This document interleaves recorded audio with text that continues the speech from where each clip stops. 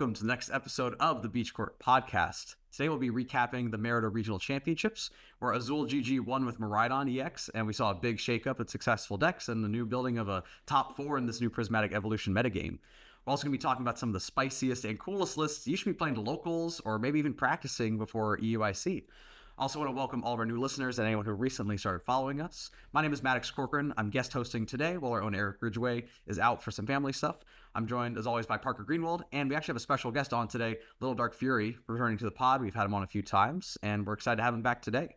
So before we get into our recap of Merida and the first event of the Prismatic Evolutions format, I want to check in with the gang here. Check-in weekend. LDF, we'll start with you. How was your weekend? How are things going? Weekend was good. Yeah, just I've been on the content grind, but I did go to 3 tournaments this past weekend. Friday at my locals, I played a Goldango Archetypes deck, and I actually won the tournament with it, which was pretty cool. I just felt like messing around. The deck did pretty good. Goldango feels actually decently well positioned right now in our meta. So that was cool. And then Saturday I went to a league challenge. I played Lost Box, just to try to see if Lost Box any good in this format, and I didn't really do that good. Had some bad flower sucks. Kind of didn't really play that well either, to be honest with you. I was late getting to the challenge because my Uber driver wouldn't take the toll highway to get there. So it took us over an hour to get there, and they had I got there literally as the round started, so I was super checked out. Oh jeez. Yeah, but then paid Sunday for Uber Comfort or whatever, right? That's They what take I'm the toll saying. too. Yeah. But the guy was allowed to take the highway. He's like, oh, it'll charge my card. I'm like, nah, bro, it charges my account, not yours. But yeah, it compensates them for the toll. I know. I was like, all right, man, whatever. And then Sunday, I went to a League Cup with my friend Anil. Sure, you know Anil Maddox, obviously, from the Shout out Shift Gear to podcast. Yeah. So that was fun. I ended up making it to the last round of Swiss in the cup. I was playing Goldango Palkia instead of the Archetypes deck, and I hit my friend Sean, and I had all my cup finishes done. The only reason I wanted to play in the cup was to I wanted the Pikachu mat. So I was like, okay, I beat my friend Sean in the Swiss game, and I was like, all right, I'm going to be in top cut. It was a top 4 League Cup. But he hadn't finished his cup finishes. I'm like, all right, I scooped to him, let him get into cut. We were gonna ID, but the way the bracket was, we couldn't ID, unfortunately. So I wanted to win that Pikachu mat. So I'm like, all right, bro, if you win the cup, man, give me the Pikachu mat. He did not win the cup, unfortunately. No. And then I played in. They had a league challenge too, right after the cup, a 4-round league challenge, and I had lost to a Neil because I prized all of my metal energies, and I couldn't set Palkia up. Every time I tried to get Palkia down, he would just boss it. Yeah, the Goldango Palkia deck's fun, but the deck only plays 2 metals. So yeah, you just I prized both my medals against Anil, which is pretty funny. And then the last round, I won, but I wasn't able to win the challenge. I actually wanted to win that challenge because I need one more challenge finish. So that was kind of annoying, but it was a fun weekend though. A lot of tournaments, a lot of grinding.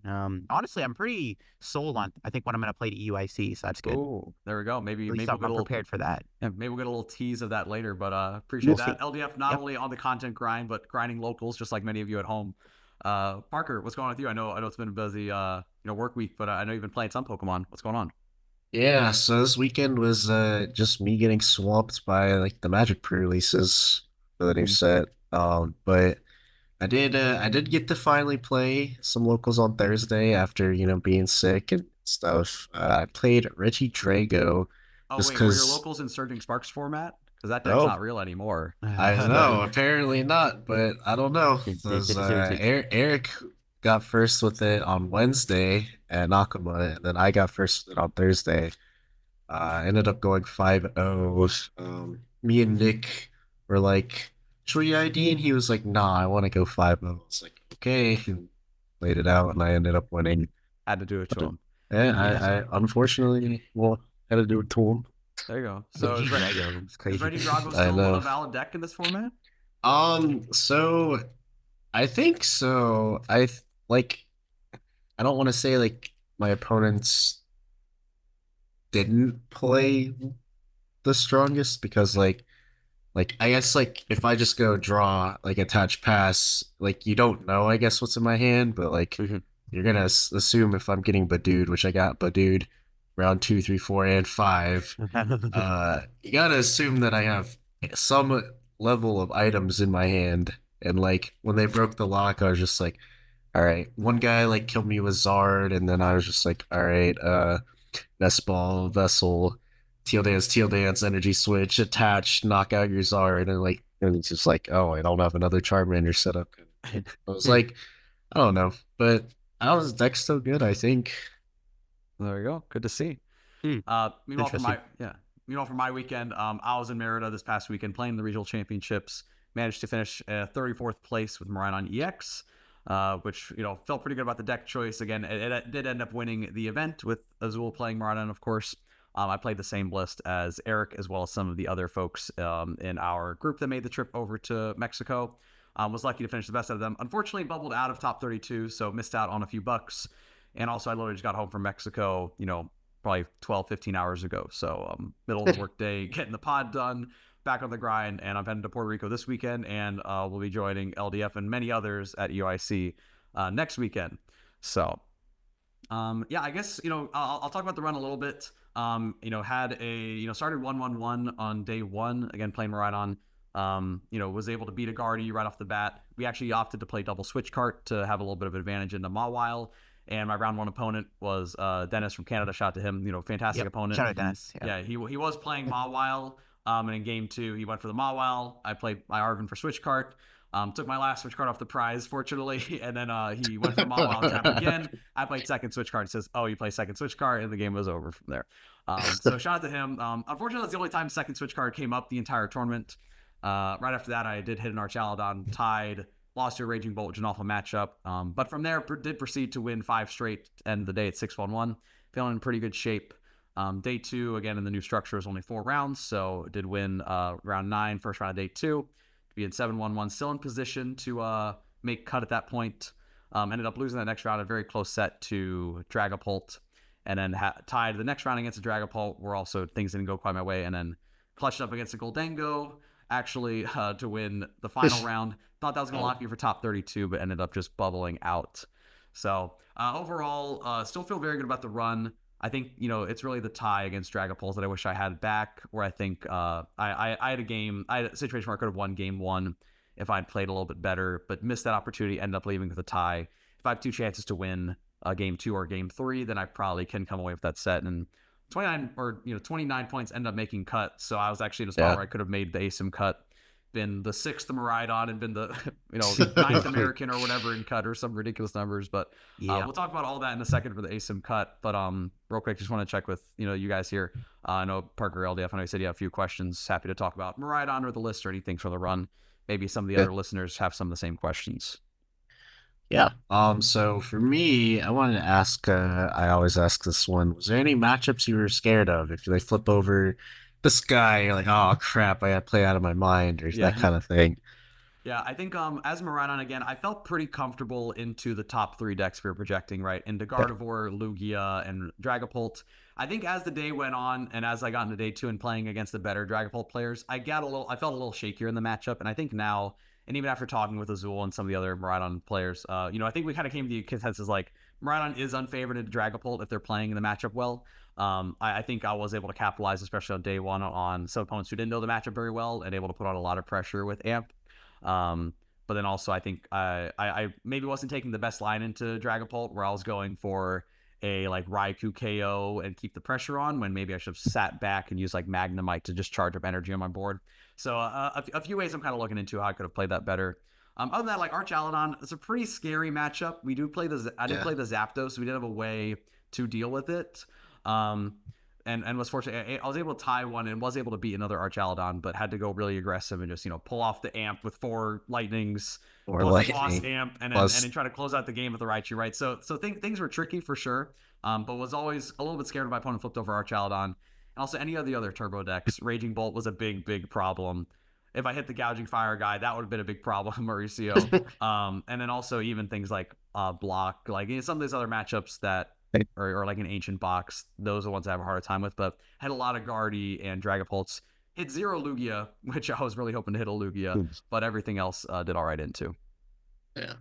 How'd you feel about the one Raikou? I know, like in the Surging Sparks format, you kind of just go Pikachu, fill your bench, Raikou, boss, knockout, kill all your stuff. So you only had one Raikou, and then I know Azul played the stretcher, which I don't believe he did. How'd it feel to just only have access to Raikou once? Yeah, Raiku's very, very good. It just ultimately you don't need it that much. The 200 HP is a bit of a problem, especially in things like Dragapult. Yeah. And also, like, your opponent kind of has to play into lines where you can go expand your board and, like, KO something for, like, 260. So, Yeah. like, like my Goldango opponent, could easily play around never letting me get to a board where I could KO them for, like, 260 or something like that. So I think Raikou is a very good card. Ultimately, you just didn't use it that much for attacking. Um, normally you went into Iron Hands a lot. Yeah. Miraidon pretty much did the same job you needed to with Raikou, except more consistently, and then used Raichu to close things out. The Raikou, I think, was fine. It was just the one of. And then we opted to play Super Rod because we played a couple counts of Professor's Research. We wanted a few extra ways to sack the deck, knowing we might be getting rid of some energy early, as well as like more ways to recover your attackers. I think, so there's some situations where Stretcher is better. Because we played the Council Research, we wanted a little more ways to get energy back into the deck if we ever needed to. Yeah. Speaking of that, research is my next question, actually. How were they? Were they pivotal? Would you want the fourth Arvin back, or what did you think of it? Yeah, for anyone who hasn't seen the list, so most Miraidon lists right now are playing 4 Arvin and 3 or 4 counts of Boss. We opted to play 3 counts of Arvin, 3 counts of Boss, and then 2 counts of Professor's Research. We wanted to have something a little bit more Iono proof, not Iono proof, but like item lock proof to be able to just see more cards in our deck. There were several situations where I was able to Lumineon or Forest Seal Stone for Professor's Research to get out of a bad situation. Sometimes have a little stronger turn than I would get from an Arvin, especially if I was under item lock or something. Even had a turn where I was like, okay, my only win condition here is to research into the cards I need. I need to like hit double I need to like research into double turbo. I had a spot where I need to hit like my last generator and double turbo, pretty thin deck. Hit the research, draw to the double turbo. 7 cards, no generator, fleet foot into the generator, able to hit the generator for 2, attach double turbo. So like, but plays like that are not possible without research. So I think at least one research is maybe correct in Miraidon. I'm sure the 7 Miraidons that plays better than me would argue differently, but I felt like research did carry its weight throughout. So, yeah. LDF, I know you said anything you had on the deck. I know you've been a little bit of a Miraidon enthusiast as well. That it's in pretty good shape for this format. Yeah, I mean, I think the list was cool. The double research is nice. Zapdos is pretty good. I guess like the main question is, would you play this deck for EUIC? Like, is it on your radar of like a top deck you would bring to EUIC, or do you think it's time to retire the deck? Do you think Miraidon is less positioned now for EUIC than it was for Merida? Now that the cat's out of the bag, and right, the deck won the tournament and dominated the top 8. Yeah, definitely. And I know we're going to get more into the top 8 in just a second, but I think it's still a good play. The deck is definitely going to be respected more. I think in a way the list that I showed up with was maybe almost a little bit like too prepared for people to be ready for Miraidon.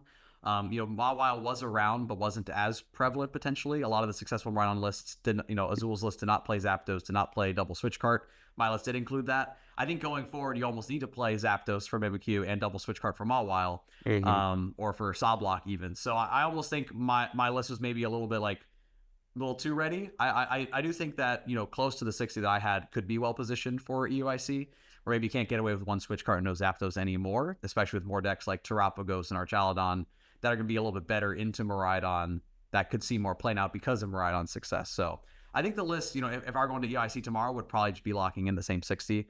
Am considering some other cards like a Lost Vacuum to help in some situations, or maybe putting Bravery Charm back in, which didn't make the cut for our list. So yeah. Okay. But again, we kind of mentioned it. LDF kind of gave us a preview. Let's talk about the meta and really those successful decks for Merida. So Azul GG did win the tournament with Miraidon EX. And ultimately, one cool thing that we were able to do on the podcast here is that Eric and I were able to help provide a lot of coverage of the event, doing some live streams. There was a feed of the top table in the venue, but there wasn't actually live stream anywhere. So Eric and I did a lot of work recording the VOD, putting it up on our YouTube channel, and Eric doing some live streams of the event during. So LDF, I know you were in the chat some. Parker, I know you were kind of following a little bit. Any comments from the live stream? LDF, I know you were tuned in for a little bit. Shout us out in the comments. I mean, I wish they did have like the actual like official Pokemon stream of it. I'm not sure why. Because it was actually a pretty good like finals. It was kind of back and forth. Game 1, we saw Gouging Fire win, and then game 2, Azul won, and then game 3 he went like Entei pass. I think like he had cards in hand he could have played, but he couldn't risk benching them because he was scared of getting amped. Because like in theory, Gouging Fire does beat Miraidon because your main attackers have 230 HP, and Azul is not playing the Zapdos. But I guess like the issue is if you bench like Greninja or like Monkey Dory, you get like amped, and then they initiate the 2-2-2 race. I don't know. Maybe I guess like there's a world where Mauricio maybe could have played less conservatively, but I don't overall, think he even had any other Pokemon in his hand, honestly. I think he did. I remember looking. I remember watching it. I think he had like a monkey in hand. I mean, I guess he didn't want to bench it because like whatever. But I don't know. If he was bricking, yeah, I swear he had like a Pokemon in his hand. But I guess like he couldn't even do anything with it anyways. But yeah, it was just one of those things. It's one of those situations where it's like if you, and it's one of those spots where it's like if you play into a line that it says, okay, well, like maybe you evaluate the game, say I need this line to happen in order to win. So you're kind of banking on, like if things go too far behind for you, then you can't play that out. So yeah, I'll have to double check his hand. Anyone who does want to watch that game 3 of finals, maybe make your own analysis there. We do have the VOD up of it on our YouTube channel, so feel free to check that out. Yeah, I think it was like a Monkey Dory or something. Like, I guess he couldn't play it down, but I was like in my head, I'm like, oh, you should bench that so you don't lose to Raichu. But I guess at that point, it didn't really make a difference. That's the thing with Gouging Fire is I think the deck is actually really powerful. But my issue is that against like a deck like Miraidon is going to be more consistent at doing what it wants to do than Gouging Fire.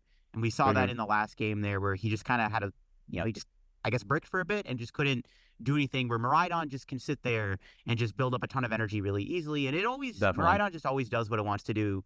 Even though technically Gouging Fire should be favored against a deck like Miraidon is just faster, more consistent at doing what it wants to do. So that's just, I guess, kind of how it went. But it was still cool to see the Gouging Fire in finals regardless. Definitely, yeah. So let's talk through that asym cut in those finals decks, right? So we saw a 14-person asymmetrical cut. I believe the largest asymmetrical cut we've seen at a TCG Masters regional so far since the era of asymmetrical cuts here. So ultimately, it was the Dragapult and Miraidon show. We saw 5 Dragapult decks, 5 Miraidon decks, 1 Guardy, 1 Clawed Thorns, 1 Gouging Fire, and 1 Cloth Terapagos. So Parker, give me your first like gut reaction to like seeing this asym cut. Like what's going on here? I thought Guardy and Lugia were good. They're nowhere to be seen. Like what's your first take of this? Hey everyone, my name is Eric Ridgway. I'm the host of the Beach Court Podcast. Thank you so much for listening to the podcast. And if you're enjoying it, please take a moment to like, comment, and subscribe on this video on YouTube. It would really help out the podcast a lot. We've got more episodes, highlights, and more coming your way. Thanks for listening. And now back to the show. I mean, when I was like trying to scramble everywhere, trying to see what asym cut was, but then when I finally saw it, I was like, this is surprising, but like also not surprising. I was a little surprised that so many people like went with Miraidon, I guess, because like, I don't know, the projected meta just didn't have Miraidon that high, but like it definitely has like pretty good matchups in the top 3, so why not play it? So I was just like, yeah, no, that makes sense, I guess. Oh yeah, what were your thoughts? I mean, I was a little surprised to see so much Miraidon. I knew it was actually a pretty good deck for the tournament. Because I figured like the most played decks were going to be Dragapult, Lugia, and Gardevoir, and I figured Lugia was going to be very heavily played. So I'm like, Miraidon seems like a really good play for this tournament. I didn't expect it to be that highly played. A lot of big names were playing it. It wasn't just like, newer players. It was like actually like a lot of players, like Azul and Caleb played it. Caleb Rogerson played it. Raphael UET played it. They're like in the testing group with like Pedro Patusi. Even Pedro Patusi played it. He's the guy who likes to play a lot of Charizard. So a lot of top names were playing Miraidon. It is interesting to see like this like turbo deck be so popular. It's not like Raging Bolt, but it does feel like Miraidon is in that same vein where it's like people always write it off sometimes as like a bad deck, even though Miraidon is very much a legit deck. It just won Sacramento and stuff, but it's just crazy to see like how dominant it was and how many people actually did play it. A lot of top names were on it. Exactly. I mean, let's talk about that domination for a second, right? So we do have some of the day one meta percentages. Shout out to Simon Fang on Twitter for sharing this day one meta graphic, since all the lists are public now through RK9. Miraidon had a 5.8% play rate day one, converted extremely well into day 2 of Merida, all the way up to 11.4%. So right, we saw I think like 45 people playing Miraidon, and 21 of them made day 2 with it, and we saw 5 of them in cut. In addition to that domination and top players playing it, we saw 6 Americans in the ASIM cut. So very, very strong showing for the United States, as well as, both of our finalists being from the United States. So again, kind of the same thing I saw too. I kind of knew that Miraidon was in a good position. I was very surprised, when I got to Mexico and started, chatting with a lot of these players and realizing just how many of them were on Miraidon. Again, when you see folks like, Pedro Petrucci and some of the best players, right? Like Azul's testing crew and, Caleb Rogerson and them, right? Like these are all very good players that have very strong testing groups. And a lot of people showed up playing Miraidon. A bunch of Americans showed up playing in Miraidon and really had a lot of success with this tournament. Let's see, other decks. Guardy expected to see in top 8. Quad, it's a Call of Terapagos. I guess I could have seen one. It was kind of a rogue pick, needed to avoid some Gardevoir.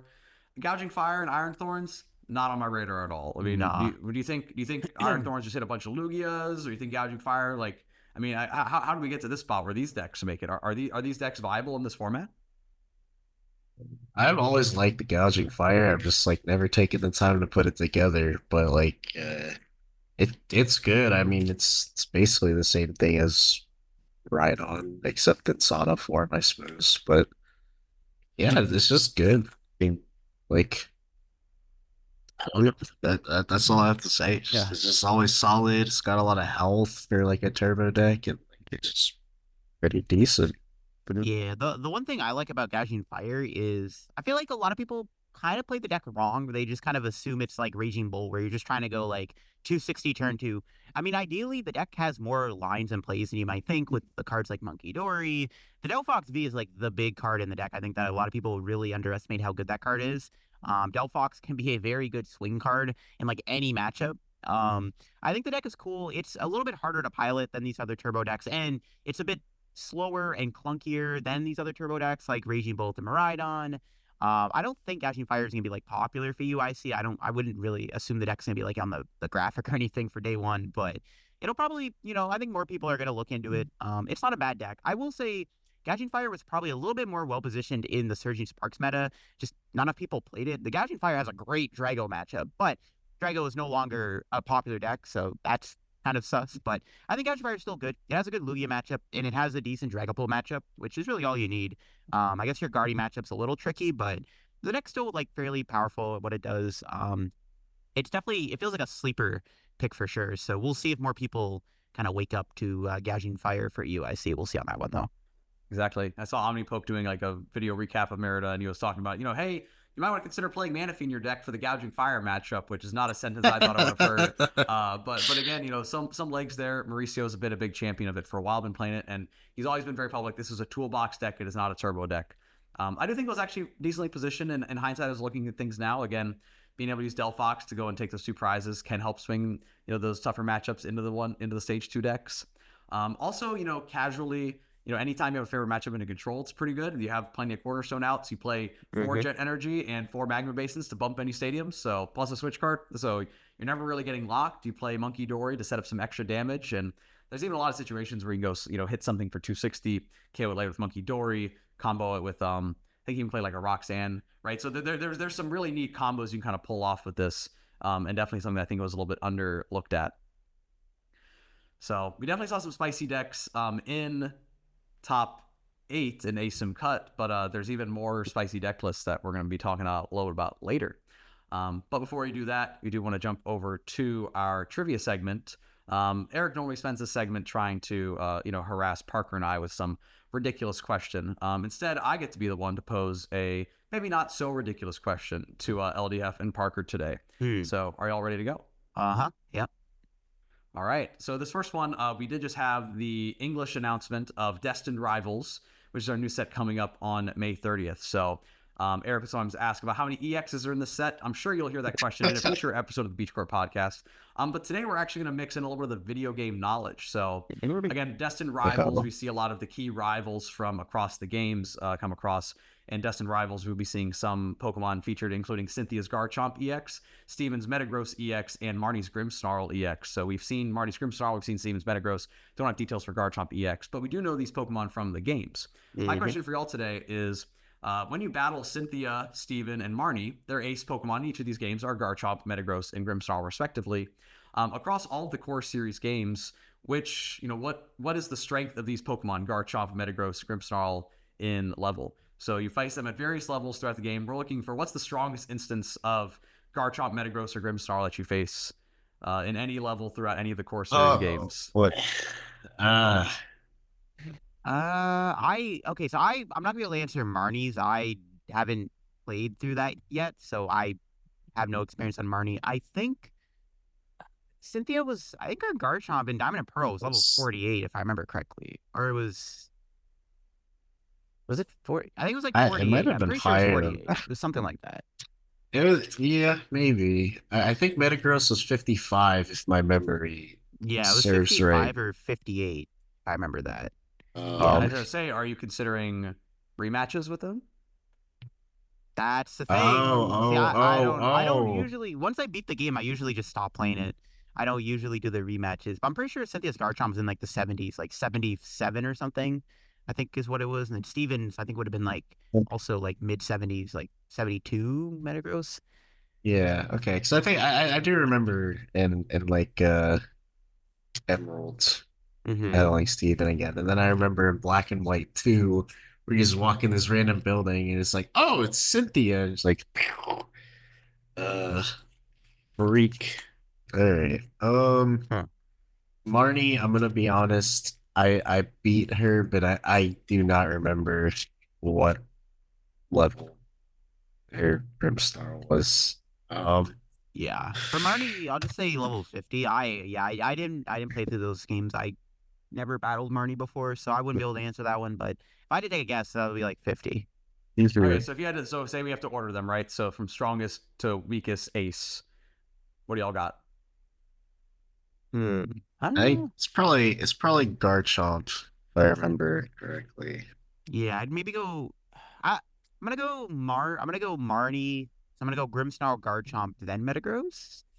I don't know. I still feel like Cynthia was still like, because Cynthia's like a notoriously really hard champion. Yeah. So like I definitely assume it would be Cynthia like in the middle. I definitely think Steven was higher because I do remember Steven's team being a lot more over leveled. But I think Cynthia or Garchomp was 52. I think Garchomp might have been 52, not 48. I think it evolved at 48. That's probably where I got that from. I think it's like when you battle Cynthia the first time, it's like 52 or maybe it was 58 for Garchomp. It was somewhere in the 50s. I actually think when you battle Cynthia for the first time. Well, we're going for the rematch. Yeah. For that, I think it was in the 70s. All right. I'd take a guess. All right, So I'm actually gonna throw Stevens. I want to say it was like level 78 or something. It's Metagross, and then Cynthia. I want to say Garchomp was like 72, and then Grimmsnarl. I will literally just guess 70. All right, so we're locking in Metagross, Garchomp, Grimmsnarl. I think that's how we'll do it because I just don't remember exactly, but I remember the battles. All right. So in Sword and Shield, when you rematch against Marnie, Grimmsnarl's level maxes out at 74, which is the weakest of the three in any case. In Black and White 2, with that fateful encounter when you walk into the house in Undella Town, you hit Cynthia's Garchomp at level 78. Wow. And then in Pokemon Omega Ruby and Alpha Sapphire, when you hit Mega Metagross from Steven, hit Metagross at level 79. I forgot about that. But when you play against Cynthia in Brilliant Diamond and Shining Pearl after the rematch, after you complete Stark Mountain, you hit a level 88 Garchomp. So the winner here is Cynthia's Garchomp from Brilliant Diamond and Shining Pearl. Gave it a real big power spike, but but Steven and Cynthia, really two of the strongest ones there. So I'm excited to see what these new cards are. I think the trainer sets, we've already seen a lot with the Ethan's Pokemon. Anyone who hasn't seen that, go and check out Poke Beach for the latest details there. But a lot of new cards coming out. And honestly, I'm excited for the direction with, some new trainer support Pokemon. It's going to really shake things up, along with all the F-Block and V-Star cards rotating out. I'm pretty excited for that too. Yeah. Hopefully the trainer's Pokemon continue to be good. I want to see some good Cynthia Pokemon. Oh yeah. Yeah. I think Cynthia's too strong in the games to not have a broken Garchomp. So. That's what I'm saying. Yeah. It's been a while since we've had a good Garchomp card, so I think we're due for one. Yep. All right. And, we'll be covering it here on the Beach Court podcast once those new cards come out with more details, especially once we head into March. We'll be getting y'all prepped up for post-rotation. I know all of our gang will be going to Atlanta, so excited to gear you up for that in future episodes. But again, supporting us in everything we do. We have, again, Nakama Anime Cafe supporting all of us that we do and supporting the podcast. Yeah. So our sponsor drop, as always, is the Nakama Anime Cafe in good old Orange Park or Jacksonville, whichever you're familiar with. If you're in the area, it's a great place to check out. Got karaoke. You grab a taste of Japan, along with plenty of anime-related things. There's a bunch of stuff at the front that you can check out. They run events that are anime-related. They run these market days where you can either sign up to be a vendor or you can just go browse a bunch of cool stuff. You've got figures, paintings, shirts, pins, all that kind of awesome stuff. So if you're ever in the area, don't forget to check us out. Wednesdays, 6:30. You can see if we could take down me, Eric, and Maddox in our locals. And you can also play for it. Now we have these little gym badges that we give to first and second. So first to collect all the badges gets an ETB. Yeah. Hey, we've got LDF down. Add another ETB to a stack in the background there. Yeah, exactly. So next time we get you to Jacksonville, make sure to get you to Nakama Anime Cafe. So, all right.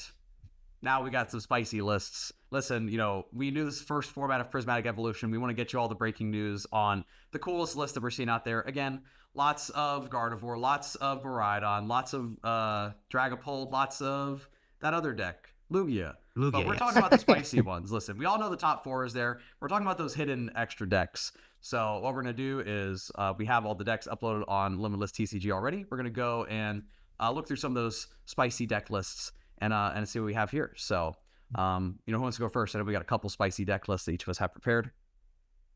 I can, or the guest can. It's whoever you go first, you want. You can go first. You go first? Okay, so obviously, I'm a Comfy fan. I love Andrew Hedrick's 18th place Lost Box deck. It's actually just, I thought probably you'd play the Regigigas in this, but he opted not to, and just for Pokestops, he said, I'm always going to see Pokestop. I'm always going to try to get turn 1 Greninja hands on you. And I love that. My spicy deck is 67th place. It's Archetypes, which is a deck that has picked up a ton of steam after winning in Japan, and just people realizing, hey, it's actually a pretty good deck. He opted not to play the Dialga, which I have seen some do, but instead added Zamazenta and Zamazenta V-Star. Zamazenta V-Star has an ability, the V-Star ability, where basically all your guys take 100 less damage from attack. So that's pretty good in a deck that already has a ton of HP. Nothing's ever gonna one-shot or challenge on it. No, definitely not. Exactly. And then the basic V has an ability, which actually I think is pretty good too, where you can discard your hand and draw 5, but it ends your turn. And then you can hit up to 270 if your opponent's taking 5 prizes with its attack. So, yeah. For anyone listening on our audio platforms, I am sharing my screen. We're going through some of these lists on Limitless. But yeah, like Parker said, again, I think the Zamazenta V, I actually remember I was sitting pretty close to this guy during the tournament. And looked over, I saw Archaladon, I see Duraludon active, and I hear all right, and I'll use Regal Stance into my turn. I'm like, wait, what? But also, again, if preventing having a Rotom in play, you have another attacker that you can power up. I didn't even think about using Revenge Blast as an attack, but situationally, right, you need a 240 smack, and, you can power that up, hitting a little bit more than that 220 damage. Or like you said, if you need to stay alive a little bit longer, you have... what is it? Shield Star. Again, 300 HP is a lot. 400 HP is even more than that. So, LDF, are you playing Zamazenta V-Star instead of Dialga V-Star in your Archaladon decks? I mean, Zam's kind of cool. I'm honestly not very high on the Dialga. The more I play the deck with Dialga, the more I'm I don't really use Dialga as much as I want to, because it's always getting targeted. It's always getting picked off. Zam's a little bit more easy, where you don't really have to spam 2 Archaladons to build it up. You can just build it up with one Archaladon. It's a cool idea. Yeah, it might be pretty fun. Definitely something I might experiment with. So really cool card to see in the deck. Kind of forgot this existed, but there's also a Zacian V-Star. So maybe someone's gonna cook like a Zacian Zam Archaladon deck. I think that Zacian V-Star hits for like 300 or something, right? I think his V-Star is like 340 damage. Yeah, something like that. Does it maybe have a mirror tech on our hands? Yeah, if I'm thinking. Zacian V-Star. Yeah, Sword Star 310. Yeah. Add a Vitality Band. Hit one shot of Dragapult. Might be onto something here. Yep. Broken card. Yeah, I'm curious how many people. Let's see, where's Rodrigo? Right, was one who played it. Yeah, I'm curious how many people saw and bench Zamazenta and say, hey, can I read that? Or played the Zamazenta V-Star. Hey, let me read that. Yeah. I don't think a lot of people came in here ready for the Zamazenta V-Star combo. Definitely not. Definitely a good spicy pick, Parker. LDF, what do you have? Yeah, so there's a couple. There was a Goldango deck. I'm trying to think, where was it? There was a Goldango deck here that was based off the list I used. Okay, here we go. 76th place, I think. Yeah. So Howie played Goldango Palkia with Bibarel, and they apparently like the list was modeled off of the list I brought to San Antonio. I also played Goldango Palkia to San Antonio, did pretty good. I played the Bibarel. He added the Allocate into the deck, which was good against Budu, because Budu is kind of annoying for Goldango to deal with because they can literally lock you from being able to play like half your deck. Also, in the late game, if you have no energy left in the deck, you can literally lose the game to a Budu. So Allocate seems like a cool way to respect the Budu. I like the idea, and I just want to give a shout out to them. They made their first day 2 also, so wow, really cool. Yeah, I like Goldango. I'm a huge Goldango enthusiast. Always happy to see it do well. Yeah, I like the Goldango Bibarel. The Bibarel is still really strong in this format. The Palkia is still really good. Yeah, Prime Catcher, big A spec. Like, I'm happy to see the list do well, and I really like Goldango a lot. And I think going forward, I think Goldango is still like a pretty solid play for UIC. Definitely something that I'm obviously going to be considering bringing to the tournament myself. So yeah, we'll have to see if this Prime Catcher build is something that even I look into playing a bit more of. Yeah, I did hit there were a couple Goldangos running around the top tables. Again, I hit one on my last round of Swiss in day 2. And, round when I'm able to go set on my Iron Hands, amp the Gimme Gold, feeling good. They're like, all right, bench Fez, Iono, evolve coin bonus, 3, Energy Surge Pro, and blow me up. Like, oh, I'm in big trouble. So yeah, the Miraidon. That's one thing I like about Goldango. It has a good Miraidon matchup because you can make your board just like Goldangos, and they have no way to like take them out as easily without using Raichu, and you one-shot them pretty easily. Yeah, Goldango's pretty cool. Also, it's got a good matchup into Dragapult, in my opinion, because you can one-shot all their Dragapults pretty easily, and you have a good matchup into Lugia, and also a decent matchup into Archaladon. So, I don't know, definitely a decent pick for UIC, and we'll have to see on that one. Awesome stuff. So, do you have a couple other lists? Which other ones you want to highlight? Yeah, this was really cool. This was near like the bottom of day 2, but there's this really cool like Sylveon Terapagos deck that made day 2 here. Sylveon in day 2? Yeah, I like it. It's Sylveon Terapagos. It's got some interesting inclusions. From Mexico? Yeah. It's got Let's some take cool a look inclusions. at this. Yeah. Whoa. We got Raikou in there. We got the E-Switch, the Wellspring Ogerpon. There's no other evolutions, which is kind of funny. You'd think, this new set comes out, all these EVs, and there's just a Sylveon. But Sylveon is actually really interesting. It's got that Angel Light attack, which can be very devastating for decks like Dragapult, Charizard. Lugia is kind of funny because you can like literally Angel Light both Archeops back into the deck, which is pretty hilarious. I think Sylveon's a very underrated card. Nobody's figured out a good way to build it yet, which is kind of the problem. But I think if somebody can crack the code on Sylveon, I think it's got a lot of potential to be a decent card in the meta.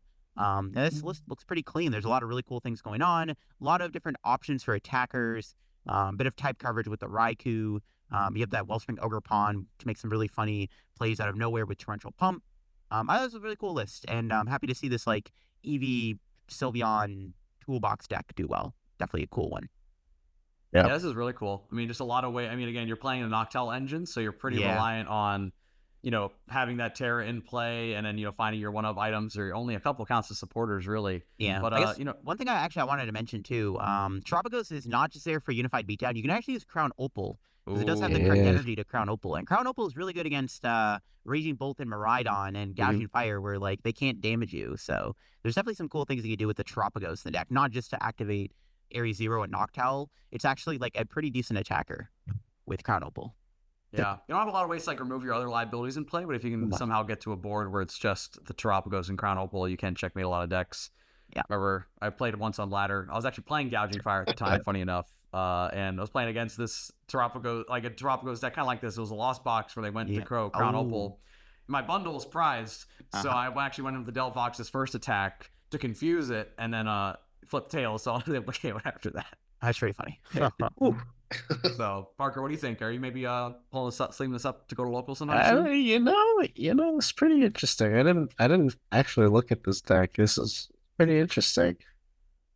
Yeah, definitely a wild one for sure. But there's a lot of cool things you can do with these Noctowl, Blast Trumpet type decks, and I don't know, maybe we'll see more evolutions make day 2. I have a feeling we'll see at least like a Flareon at day 2 at EUIC. It's gonna be a bigger tournament, Ooh. right? So we'll see Yep. more of these EVs in the future, I'm sure. They all have Hot potential. take, Flareon in day 2 at I think so. EUIC. There we go. Yes. I mean, the EVs have potential. I think the format is not as right for them right now, but I do think eventually they will make a day 2, or at least maybe one in top 8 eventually, like down the road, like future formats. But yes, seeing Sylvie on day 2, it's kind of sick to see.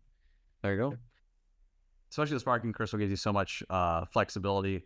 I mean, Yeah, with you can Crispin and literally Sparking go Crystal, Crispin you can Crystal, you can yeah. pop anything in one turn. Yeah, Even the exactly. Torrential Pump, like you said, some cool plays there. Glass Trumpet. I mean, there's so much you can kind of combo with this. Yep. Very, very cool. Yeah, excited to see that. Any other lists you want to highlight? I guess I wanted to quickly mention Charizard. There is some Charizards in day 2. Now, we're not talking about Charizard with Dragapult. That's not really a Charizard deck. It's more of a Dragapult deck that happens to play a Charizard. Right. Charizard Pidgeot, I think Charizard going forward, after we saw the results here at Merida, I actually think we're going to see Charizard be a little bit more looked into. The Pidgeot build definitely is a bit weaker now because you do get Budooed out of being able to play the game, which is not ideal. But I think we're still waiting on somebody to build a good Charizard deck in this format. I've tried Charizard myself with Max Belt and TM Evo to play around Budoo. Definitely not a bad deck. And I think Zard is going to be good if we're going to see more Miraidon or Archaladon, or, you know, even like Gardevoir is not really the worst matchup for the deck. I guess if they're playing the Mimikyu Heroescape build, it may be a bit more awkward, but I think Charizard's still just like a pretty all-around solid deck that wouldn't be surprised if we saw some people kind of look into building more different ways to play Charizard going forward. Because I know Dragapult Charizard is decent. There's a few in day 2. It's definitely not a bad deck. But I don't know, the lack of Pidgeot is something that I'm not a fan of, and I think Charizard Pidgeot is still a very powerful archetype. It's just we have to figure out a good way to build the deck where we don't get Budooed as easily. So yeah, we'll see. But I wanted to kind of highlight Charizard because I think Charizard still is decent in this meta, or has a place. Definitely. We were talking about some of the day 1 meta stuff earlier. Just kind of want to go back to the graphic again. Subs to Simon Fang on Twitter for bringing this together. So Charizard actually 9% play rate in day 1. Wow. But then also we go to a terrible conversion rate, frankly, down to 2% in day 2. So a lot of Charizards did actually show up in Merida. Not a lot of success there. You know, top decks really being a lot of Pult, Dusknoir, Gardevoir, Lugia, then followed by Charizard, and then things kind of spread out from there with like Miraidon and Archaladon following closely behind. So definitely some people were trying Charizard. I do think if we see a little bit more Miraidon on the rise, and, you know, maybe, you know, different deck, like as the you know, more Gouging Fires, more of these turbo decks start seeing play, Charizard is much better positioned. So I'm with LDF here, where I think Charizard could be making a little bit of a comeback. I think the Charizard that we did see, I don't think we saw a Charizard until, you know, 81st place. Yeah, I mean, it was tough. I think for this tournament, it wasn't the best play, because I know there was a lot of Miraidon, which you could have predicted. I think Charizard's just too. It was just not the greatest call because of all the Dragapult. I also just think that if Charizard wants to be Dragapult, I actually do think you have to play like Max Belt. I guess Heroescape kind of does okay too into that matchup, but I think Charizard, people are just not building the deck properly or whatever. Like, I don't know, like Unfair Stand 5 Energy with a Team Evo doesn't feel like you're going to beat Dragapult. 5 Energy Team Evo, it just doesn't get you there. I think if you're going to play Zard Team Evo, you got to play 6 to 7 Energy. I don't know. I like Charizard in this meta. I think for Merida, there's just so much Dragapult. It didn't feel like it was the best play.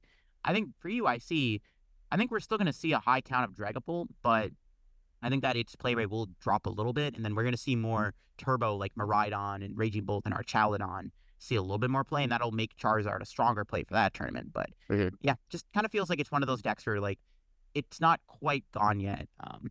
Actually, one thing, was there any Regitragos in day 2? There were actually. There was, I believe, just a few. There was Okay. 3 that made day 2. So we'll Interesting. look, the highest placing Regidrago we saw is 54th Yeah. place. So we actually do see a That's not Regidrago in the bad. top 64. That's not 64. bad. And I believe this one did play Badu. Badu's, yeah. And I that's saw why this one. yeah. Yeah. And actually, we do see the one of Crispin in here as well. So a few Yeah. other ways to power things up under Badu item lock. It's funny. Like, I think Regidrago is actually kind of like, it's in the same boat as Charizard, where the deck I don't think is actually dead. I just think people need to figure out a good way to build the list before you revive it. But I think the addition of Badu is really good. I've been trying Drago with Badu and Cleffa, because Badu, like, Cleffa do different things for the deck. Like, Cleffa lets Definitely. you draw and set up without using Legacy Star, where Badu doesn't let you set up, but it makes it so your opponent doesn't get to play the game, which lets you set up bigger plays with Phantom Dive and Kyurem. I just think the problem with the Drago, obviously, is that you get Budu'd really easily. I think ideally against Badu decks, you go like turn 1, you E-switch and then attach to a Drago, so you at least have 2 energy on it. They Badu you, and then you can Dragon Laser for the knockout. You can Celestial Roar sometimes if you have to. You can also, Celestial Roar isn't bad because you can actually mill your dragons and also get an energy on, because you can't Ultra Ball or anything, right? So, I don't know. Drago still seems like it's not a bad deck right now. Nobody's thinking about it. Doesn't really have any bad matchups apart from like maybe Lugia, but like I don't even know if Lugia is going to be that popular anymore because Miraidon just farms it. So I think Drago is actually another deck that we could see people look into more for EUIC, like Charizard. Yeah, we kind of talked about this last week on the podcast, but like, Badu not quite having the presence and the impact that we saw. Even when we go to our top 4 decks, we only saw one Badu, and it was in Clofterapagos, right? So that's not even the deck we'd consider. I mean, I guess it is a pretty standard Badu deck, but not what we think like conventionally of Badu. So Right. All right. Any other decks you wanted to highlight?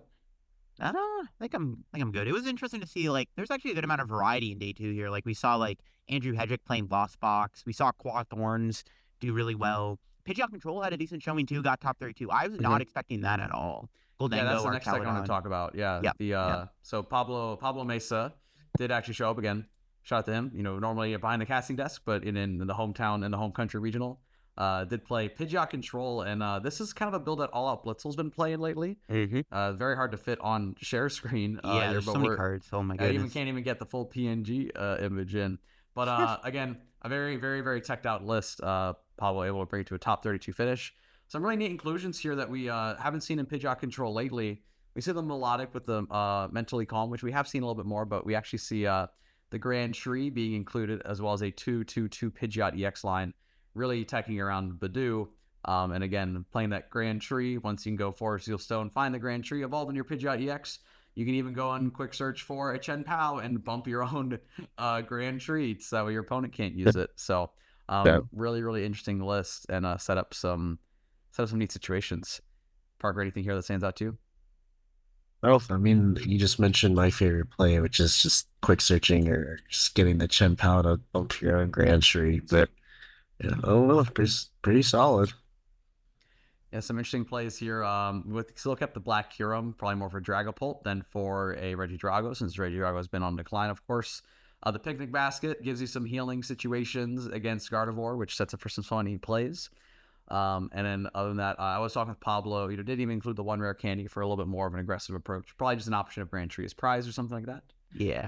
But also I was talking with Pablo, and he actually did play Azul in day 2 of Swiss. Azul was able to beat him, and actually ran into a situation where Pablo went to sob lock the Rotom, and Pablo thinking, hey, Azul already plays 1 switch card. He's already used that. A Rotom V can actually attack in this case. With 2 lightning, 40 plus, 40 for each card you move from your discard to the lost zone.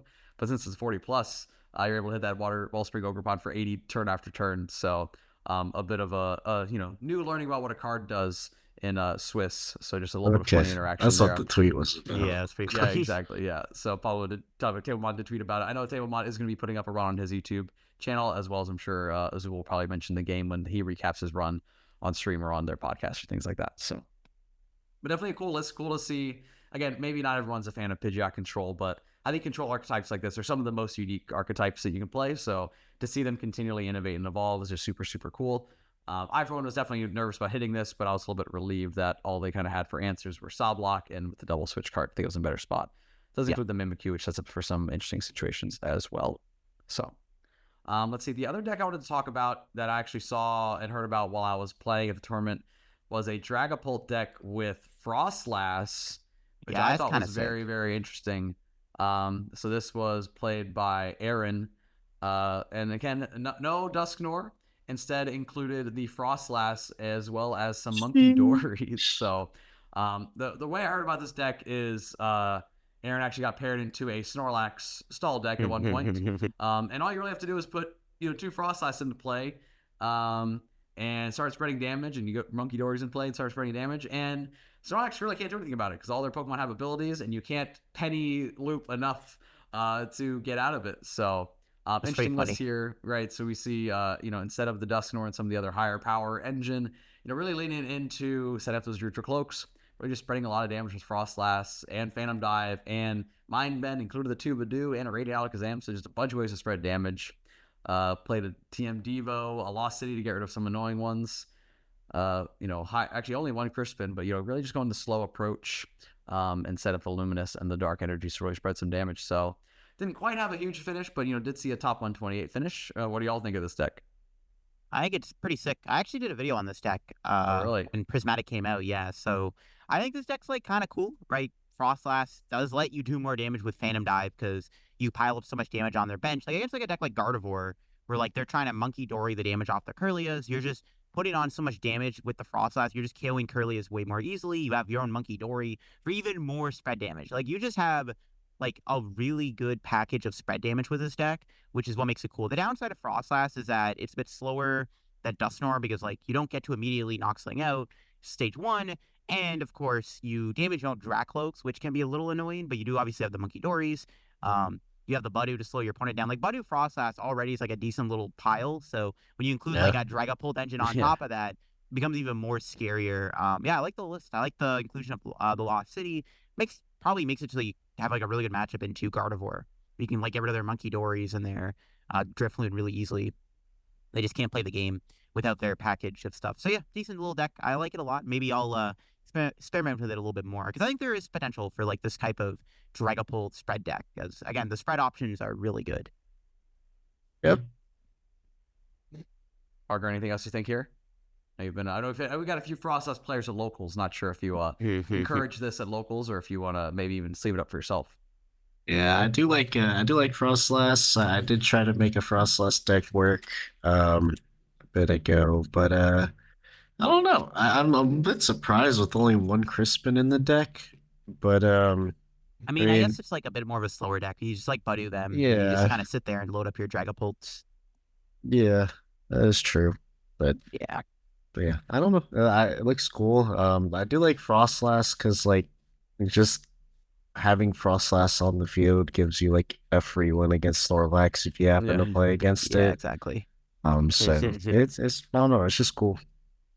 Yeah, definitely. You don't play decks because they auto win control, but it's just a nice perk of some decks. It's if I have this in here, then I can just never lose. Even Gouging Fire again. Play 4 Stadium Bumps, 4 Jet Energy, plus Flutter Mane and a switch card. You just have so many ways out of the active. You just naturally are built to be better in some of those archetypes that otherwise some decks struggle into. So yeah, you can just sit there. You obviously can attack with Dragapult too in that matchup with the Frostlass on top of it, so you just make your opponent's life really hard. Yeah. All right. Any other deck lists we want to cover before we save some of our, wrap up thoughts on the meta? Yeah, I think that was most of them from what I've seen. A lot of just Lugia, Dragapult, Gardevoir, stuff like that. Yeah, cool stuff. I'm happy to see the meta shift a little bit. It's nice not seeing Drago just all over the place. It's cool to see a bit more variety. I want to see how this kind of goes into UIC, but I do think we're going to see a bit more of a meta shift for UIC, especially after we saw so much Miraidon. Yeah, there is one more deck, I guess, that is not new, but rather old. And I think I mentioned it in the chat. Hey, could this be good? And that's the future box that was in A2. I forgot what place. It is 80s or something. I forgot exactly what place. Oh, it's Ancient Box. Oh, Yeah, 83. right 83, yeah. Your future box. Giannis. There we go. What do we have here? Just it's kind of just the same thing. You just go for hands turn. But I don't know.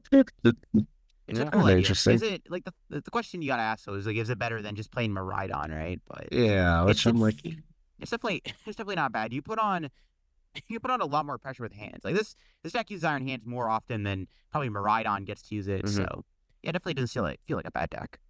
Yeah, the interesting thing to me is played 2 lively stadiums. Yeah. That's Yeah, 30, and right, so you're 30 HP to each your basic Pokemon. I think Mhm. it's good for healing some of your guys, but my thought is you're also making adding more health to the the folks you're trying to amp. So I think Yeah. a little bit of interesting synergy there. I'm curious. I mean, to be fair, How you this do have came up, you do have the damage modifiers with Yeah, true. Thorn. Yeah. So You can hit sometimes plenty you don't damage. mind it. You can 220 amp if you need to. So Yeah. very, very cool to see. Yeah, Future Box is back. Maybe I know I played it the last Could be. EUIC. Maybe I need to spend a little more time with it before this EUIC. So Oh, true. Yeah, run it back. The UIC run back, bro. maybe Yeah. just maybe it. Yeah. So all right. I do want to wrap up some of this conversation again, and still have a little bit of time, but really the big takeaway here is this is our first event of the Prismatic Evolution format.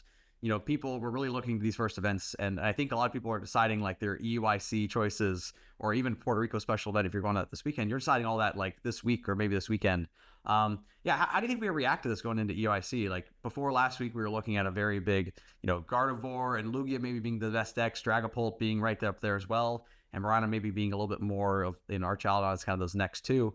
I mean, I really think we're seeing like a big top 4 now of Gardevoir, Lugia, and Miraidon. Like, how do you think we react to this? If you're, and especially you, LDF, like, right, you're going to EUIC, like, how are you taking this information and moving it forward, and how do you recommend our listeners take this information forward as well?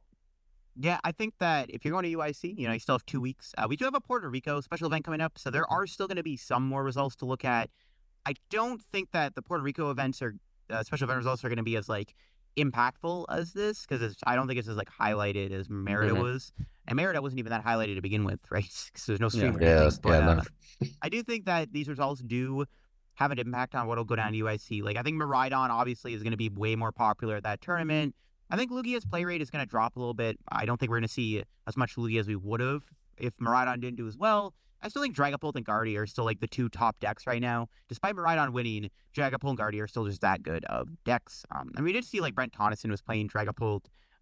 He's one of the best players in the game, if not the best. And then obviously we saw some top players still on Gardevoir, like Michael Davidson, Jack Moore, Cal Connor, Josh Frink were all on the Guardy. So Guardy is still, great in this format. I don't think those decks are going away anytime soon. I wouldn't be surprised if some of the players who played those decks are still going to play them to EUIC. So I still think you have to respect those decks. I mean, ultimately, if you're going to go to UIC, I think you just want to respect Dragapult, Guardy, and then you probably don't want to take a bad matchup into Miraidon. And you just kind of want to look out for like any other like little decks in the meta, like the Archaladons and the Goldengos and the Raging Bolts, the Charizard, stuff like that. Even Regidrago, if we see that deck, people consider that deck a bit more. Parker, what do you think? What's your big takeaway for anyone going to prepping for UIC this week? I think Miraidon coming out like in this huge wave definitely is like off-putting to Lugia players, but I think it kind of makes you like Archaladon maybe looking a little bit stronger. I mean, like you have the Guardy matchup sus, but you can like include a single like lost city or something. Just get rid of that pesky Drifloon, and then like you could probably just turn your way through the rest of the game. But like I don't know, like I'm like a little surprised we didn't see a little bit more Cerulege, because I thought that was kind of a deck where all you have to do is like find one energy and then just throw like the rest of your deck away basically. But I think, Cerulege is interesting. I think the problem with it though is that the issue is it's a little bit less consistent than like something like Goldengo, which is a similar deck.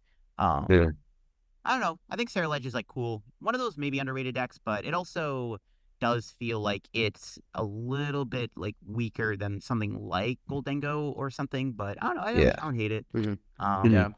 That's like another deck that I could see maybe be a little bit more popular to UIC for sure. We did see 5 Cerulege make day 2 in Merida. One of them top 64. It went from a 4% play rate in day 1 down to a 3% play rate, so a little negative conversion. But again, still some of those decks that are around. Kind of in your boat. I always think it was in that conversation for being like the 6th or 7th deck to see a little bit more play or a little more success. I for one think Lugia is still good, and it's interesting, right? Obviously, Miraidon had a big showing, so that should mean more people play Miraidon, which makes Lugia a worse play. But I think in a twisted way that says, okay, well now decks that were playing Temple or prepared for Lugia that were maybe prepared for it at Merida, or maybe going to drop those techs for it, which really could open up a window for Lugia. And also, if people start playing more decks to have a better time in Miraidon, such as even Charizard coming back, such as more people playing like Gouging Fire or playing these other, Raging Bolt or other big basic decks, Lugia also does fairly well into those. So if we see a world where, the other top, Guardies and Dragapults are cutting their temples, and where other big basic decks are coming in, if Lugia is in a spot, like I think Lugia could be even maybe better positioned after this somehow, after his terrible performance. So I'm always of the persuasion, if you're, sometimes you don't want your deck to be the one that just won the last tournament. You want your deck to be a little bit more under the radar heading into the next one. So we'll see. But again, Miraidon, a lot of people chose to play it, still in pretty good shape. And I think it's gonna be a hard deck to beat either way. So honestly, still a deck to watch out for. So all right. Want to wrap up and talk about a little bit of rogue decks, right? So we talked about our big four: Guardy, Dragapult, Lugia, Miraidon.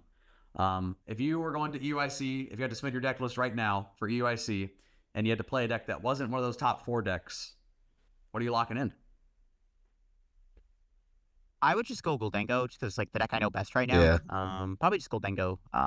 But I am testing for EUIC right now. There are other decks I am looking into playing, also. But if I had to, EUIC was tomorrow, and I wasn't sold on any of the other decks, I'd probably just be like, all right, Goldengo, I guess. It's a decent deck. It's well positioned. It beats up on some of the big decks. Especially with Goldengo, takes a worse matchup of stall and control than some of the other decks around it. So, but Goldengo probably.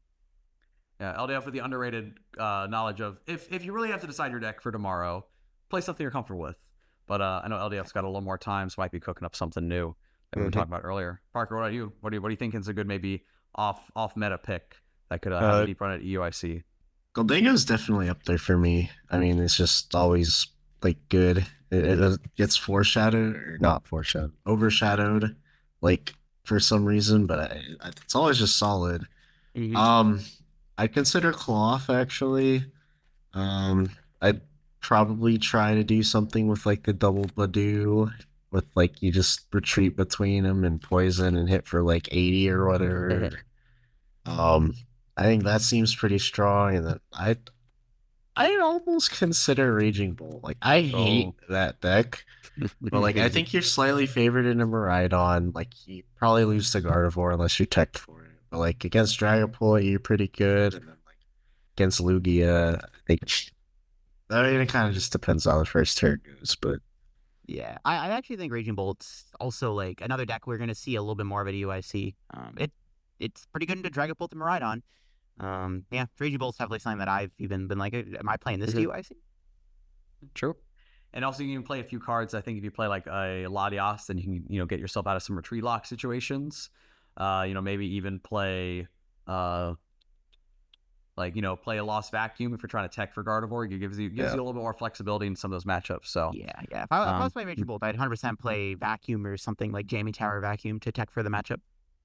Yeah. There you go. I think for me, if I'm looking at a rogue deck, again, a Cloth, Terapagos, something that's definitely on my radar. I think, you have a tough time on paper. You have a tough time into Dragapult and into Gardevoir, but maybe the matchup's not as bad as it thinks. You definitely just have some game-winning potential with an early donk, and they're just putting on a lot of pressure early. Other than that, if I'm playing a rogue deck, I gotta be honest, I'm drinking the Kool-Aid. Give me Mauricio's Gouging Fire list. That deck is a lot of fun to play on ladder. If I'm not playing a top 4 deck, I don't think I own any Gouging Fires, but I got a week and a half to find them. So they should be too expensive. I actually own them. Oh, might need to swing by a little bit later, pick those up from your Parker. So, but yeah, again, I think Gouging Fire, again, a cool toolbox deck. Again, a deck, I think the key of what had helped Mauricio see so much success is, again, a deck that was, fairly well positioned at the tournament, with a skilled pilot who knew it very well. And again, when the room isn't ready for your deck, you can have that little extra advantage. When you're playing one of the best decks in the room, people are ready for it. When you have that little bit of an off meta or that rogue pick, less people are prepared for it and can maybe give you a little extra edge if you know the matchup's better than them. So, all right, y'all, any closing thoughts before we wrap today's episode? All right, that's good. A lot of interesting things going on right now, so I'm definitely excited excited to go to UIC and excited to see what people bring to the table and maybe what more innovations we see in the meta leading up to the tournament. Yeah, my big thing is where Palkia. I was like, Oh, I think this deck's still pretty good because you just need like a single area to like play through Badu of your guy, but I guess it just didn't. Yeah, I guess that might be the issue is Badu, right? Because you can't play most of your deck is unplayable when you get Badu'd turn Yeah. 2, but yeah, Palkia is like okay. It's in that like underrated deck category where it's like could see more play, but I don't know. Just Badu is just kind of bad for that deck. Yeah. All right, we're going to go ahead and start wrapping up today's episode. Again, littledarkfury, I want to give a big shout out to you for coming on and joining us while Eric's out. Thanks for having me real on quick. Of course, yeah. Anything you want to shout out? Anything you want to drop and let the fans know where they can find you? Yeah, I mean, shout out to the second and the main channel, Little Dark Fury and LDF PTCG. Just making content right now. I'm on the content grind, enjoying playing around with some new decks. And if you enjoy watching Rogue content, definitely check out the channel down below. Awesome. For everyone else, again, we're the Beach Court Podcast. We're back every single week. Next week, we'll be giving our full deep dive and our preview before the European International Championship. So stay tuned for that. And with that, that's going to do it. Thanks again, everyone, for tuning in. If you enjoyed this content, please like, comment, subscribe, share with your friends, give us a positive rating on your favorite audio platform where you listen. Again, thanks for watching.